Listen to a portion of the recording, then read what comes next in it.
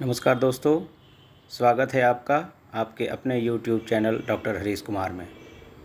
आज हम लोग टेस्ट देंगे EVS का, जो कि 1 to 5 के लिए होगा और यही विषय पूछा जाता है पेपर 2 में सोशल साइंस के अंतर्गत, भूगोल के अंतर्गत।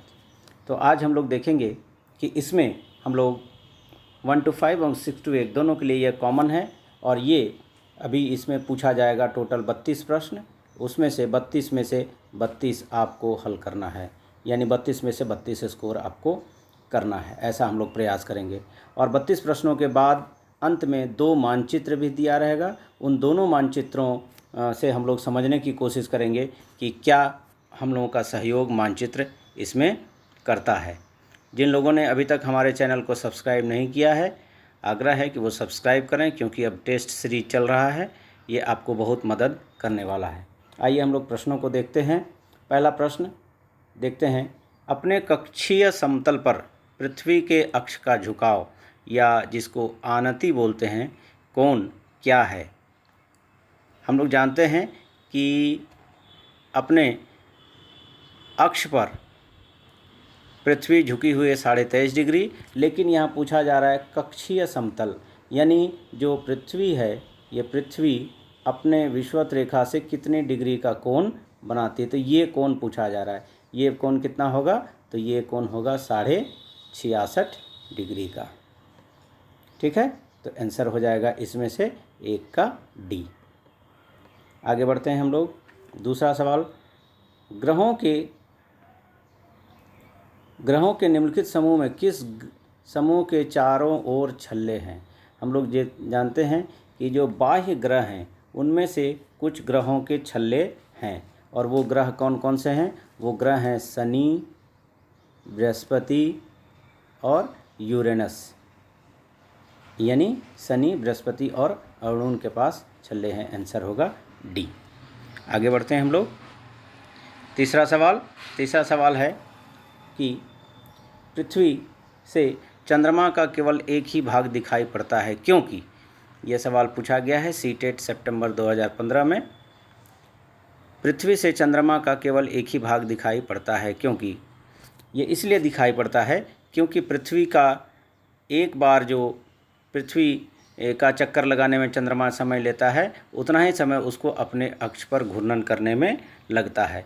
तो इसका आंसर हो जाएगा आपको डी। आंसर होगा, सॉरी यहाँ सी दिया हुआ है, ये होगा डी और ये आंसर हो जाएगा।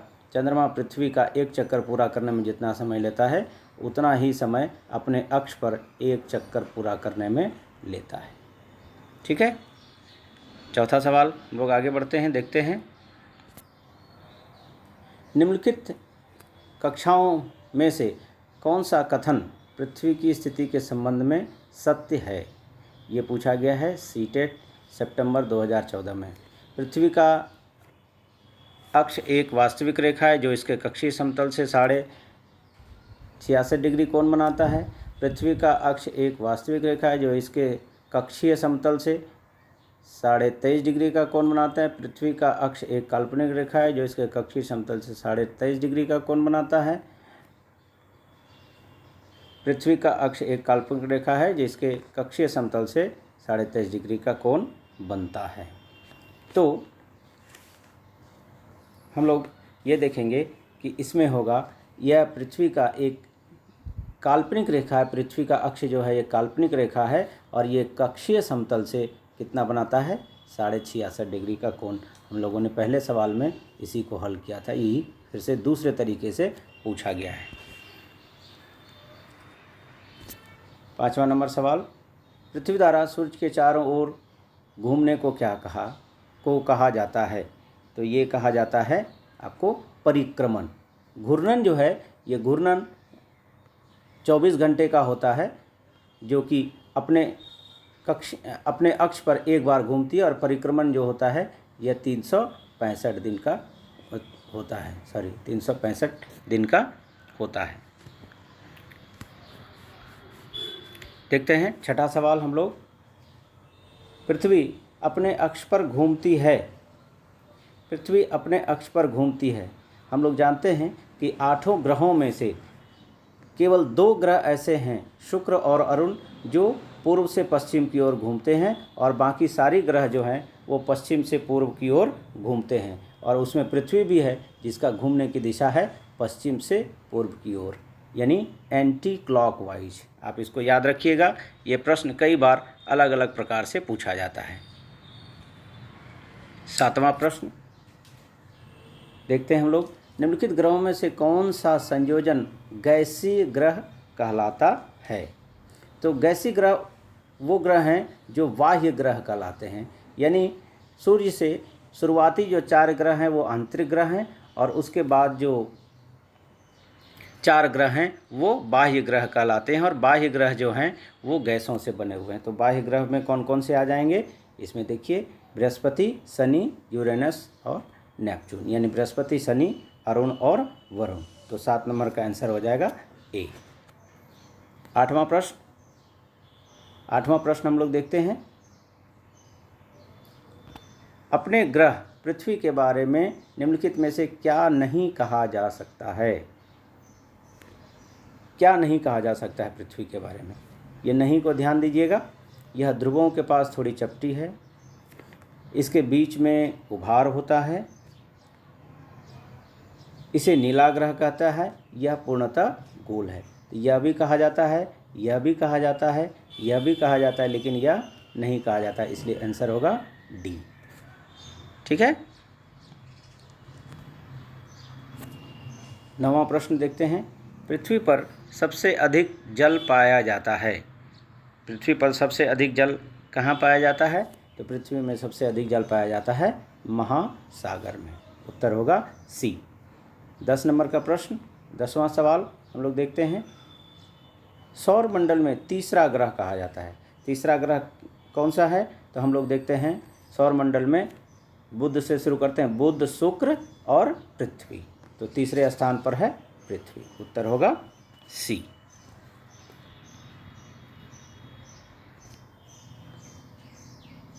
11 नंबर का प्रश्न, पृथ्वी का झुकाव अपने अक्ष पर 23.4 डिग्री है, इसका अर्थ है?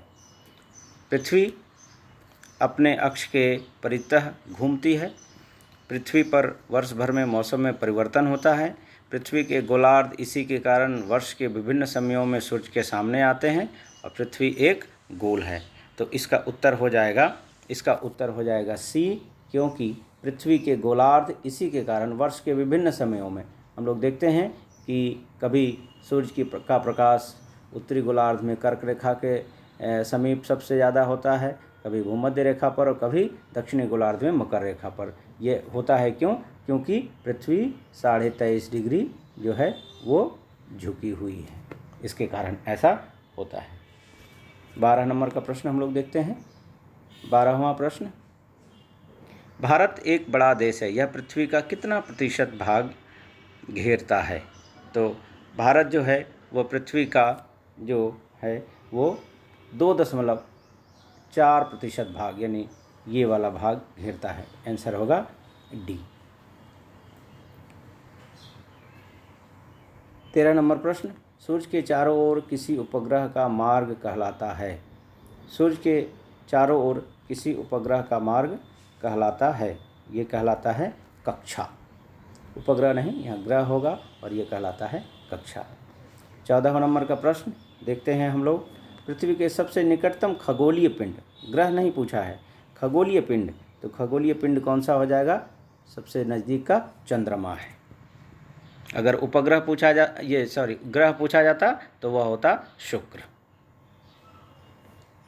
15 नंबर का सवाल, पृथ्वी एवं सूर्य के मध्य अधिकतम दूरी की स्थिति को किस नाम से जाना जाता है? इसको नाम से जाना जाता है, इसको कहते हैं अपसौर।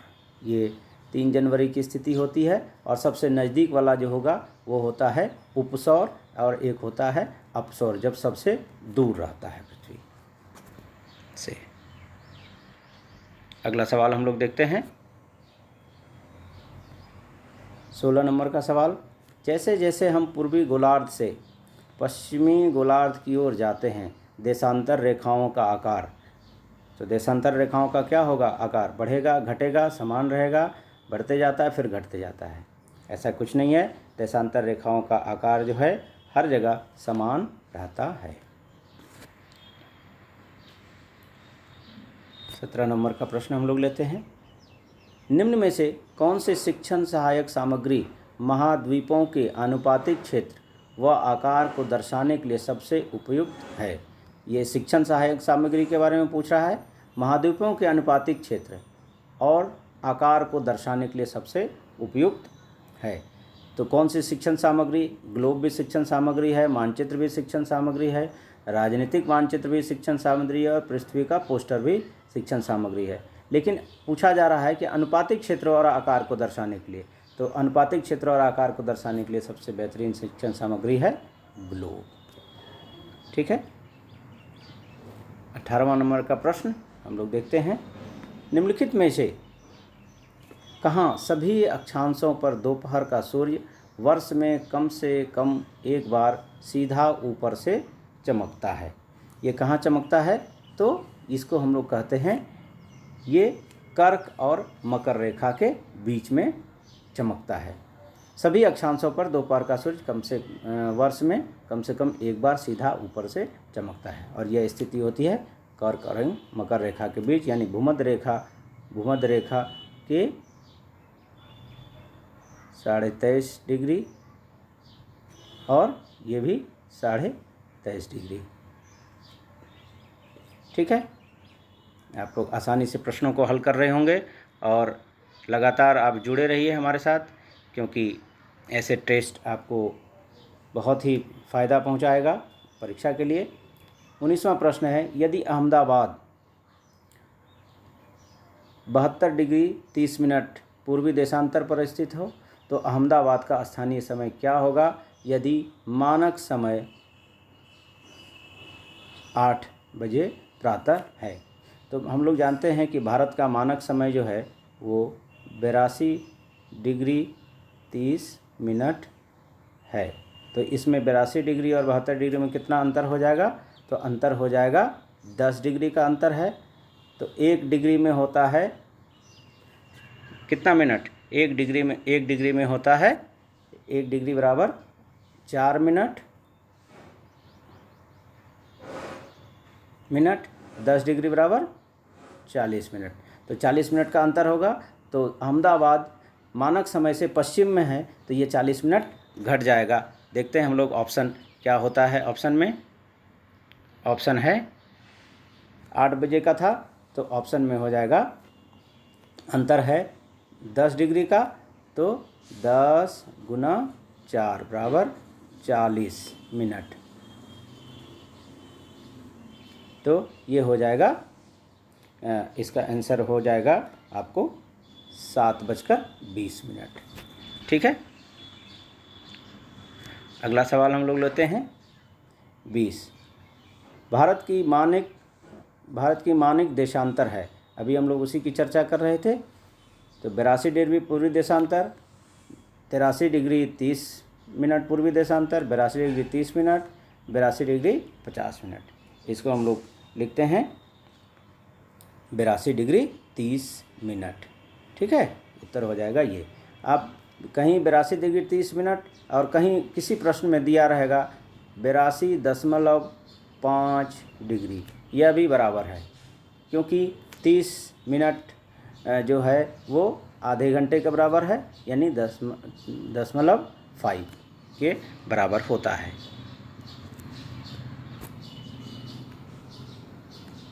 इक्कीसवां नंबर प्रश्न, 180 डिग्री देशांतर कहलाता है, ये 180 डिग्री देशांतर जो है यह कहलाता है अंतर्राष्ट्रीय तिथि रेखा। ये कहलाता है अंतर्राष्ट्रीय तिथि रेखा। जो 0 डिग्री देशांतर है वो कहलाता है ग्रीनविच रेखा।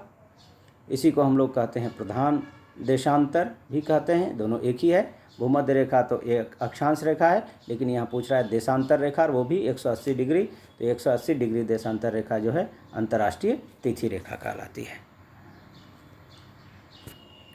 22 नंबर का सवाल, जब दिन और रात की अवधि बराबर होती है तो सूर्य की किरणें सीधी पड़ती हैं। कहाँ पर सूर्य की किरणें सीधी पड़ेंगी? तो सूर्य की किरणें सीधी पड़ेंगी भूमध्य रेखा पर। ठीक है, आगे बढ़ते हैं हम लोग। 23वां सवाल, 23वां नंबर, भारत का मानिक समय यामयोत्तर। अभी उसी प्रश्न को बनाए, उसी को दूसरे तरीके से पूछा है। यह भी कितना हो जाएगा? यह भी हो जाएगा आपको 82 डिग्री 30 मिनट पूर्वी देशांतर। ये पूर्वी देशांतर हमेशा याद रखिएगा। 24 नंबर का प्रश्न, भूमध्य रेखा नहीं गुजरती है कहाँ से? ये महादेश का नाम दे दिया, तो इसमें होगा दक्षिणी अमेरिका से गुजरती है, अफ्रीका से गुजरती है, और इसमें से केवल उत्तरी अमेरिका ऐसा है जहाँ से भूमध्य रेखा नहीं गुजरती है। तो इसका आंसर हो जाएगा ए।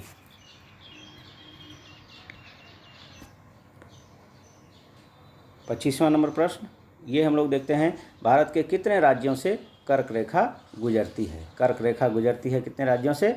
8 राज्यों से गुजरती है। गुजरात, राजस्थान, मध्य प्रदेश, छत्तीसगढ़, झारखंड, पश्चिम बंगाल, त्रिपुरा और मिजोरम से ये रेखाएं गुजरती हैं, यानी 8 राज्यों से गुजरती है। फिर देखते हैं हम लोग अगला सवाल 26 नंबर का, प्रदीप्ति वृत्त है। प्रदीप्ति वृत्त कहते हैं उसको जो वृत्त जो ग्लोब पर दिन और रात को विभाजित करता है, ग्लोब पर दिन और रात को विभाजित करता है। इसके संबंध में हम लोग मानचित्र एक देखेंगे अंत में, इस प्रश्नों के अंत में। 27 नंबर का प्रश्न, बिग बियर एक उदाहरण है।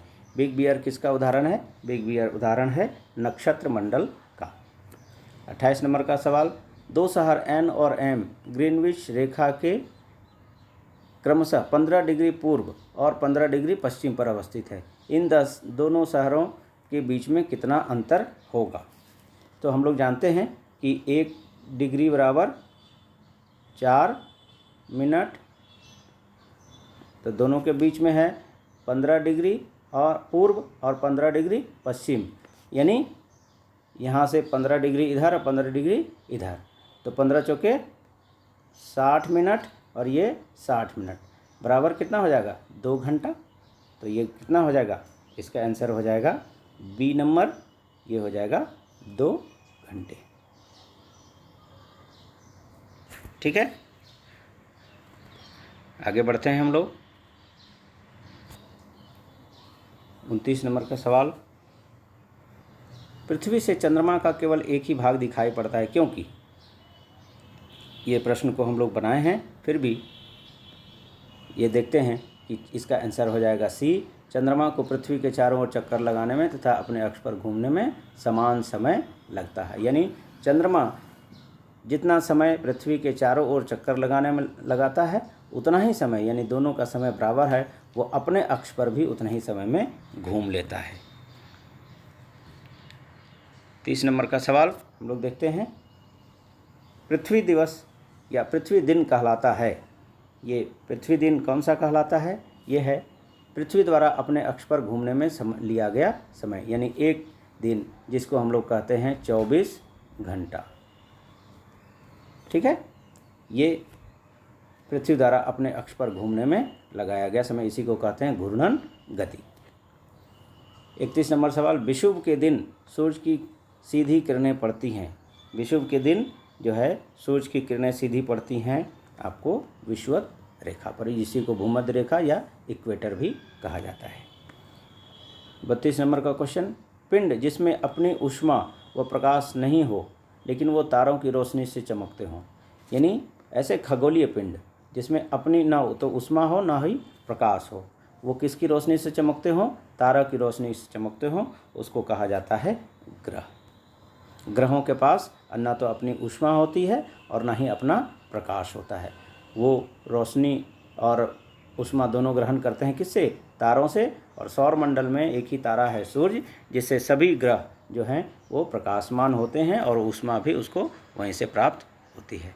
हम लोग मानचित्र के बारे में बात कर रहे थे। मानचित्र के बारे में हम लोग देखते हैं कि ये मानचित्र जो है, ये मानचित्र है पृथ्वी जो है यह है भूमध्य रेखा, और भूमध्य रेखा से जो पृथ्वी झुकी हुई है ये 23.5 डिग्री, लेकिन ये पृथ्वी ये अपने कक्षीय समतल से कोण बनाती है 66.5 डिग्री का। ये याद रखिएगा कि 23.5 डिग्री झुकी हुई है लेकिन कक्षीय समतल से कोण बनाता है ये 66.5 डिग्री का। ये इसी में हम लोग कन्फ्यूज करते हैं, लेकिन इसको याद रखिएगा। ये है प्रदीप्त वृत्त। प्रदीप्त वृत्त यही कहते हैं, सूर्य का प्रकाश जब चलता है तो ये दोनों गोलार्धों में ये दिन हुआ और ये रात को दर्शाता है। तो प्रदीप्त वृत्त का काम है दिन और रात को दर्शाना, दिन और रात। दोस्तों, ये वीडियो आपको कैसा लगा ज़रूर कमेंट कीजिएगा, अपने सुझाव हमको ज़रूर दीजिएगा और बने रहिए लगातार। टेस्ट के लिए सभी विषयों का टेस्ट इसमें आयोजित होता रहेगा, जिससे आपको लाभ मिलेगा। बहुत बहुत धन्यवाद।